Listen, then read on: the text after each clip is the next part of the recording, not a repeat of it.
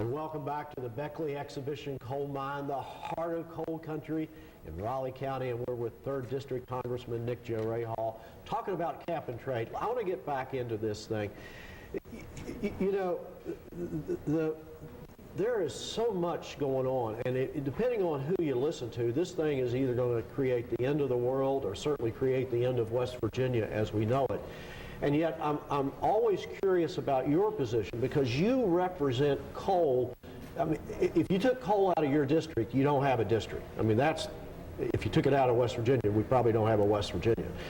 So I'm always curious about your environmental approach, because in Washington, you're very much an environmentalist, and yet down here, you keep getting reelected in the coal fields by, overwhelming majority. So you're obviously walking a pretty interesting walk. You believe that cap and trade will not hurt West Virginia, is that right? If it is structured properly, right. As I said, what we have seen thus far is just an initial rollout.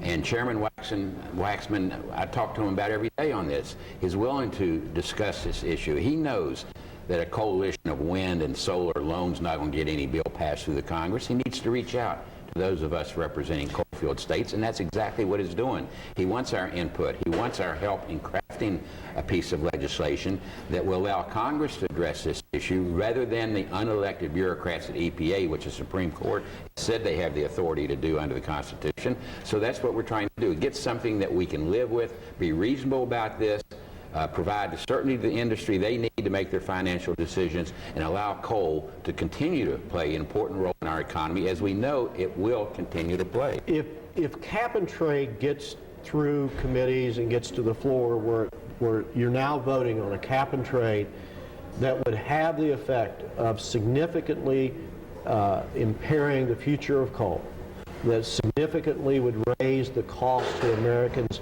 or to West Virginians in particular on electricity and power, would you vote against that? Yes, I would. So you are not going to vote on cap and trade under any circumstances. It's got to be, in your opinion, something that you believe that you could sit down with people in West Virginia and confidently say, this is not going to be a burden on you. That's correct. And what I'm doing now, along with the industry, as I have been telling them for years, they must join with us in trying to craft a responsible piece of legislation, not turn their backs or put their heads under the blanket and say nothing's happening, we don't need to pass anything. That's not an accurate position to take, not a proper position to take.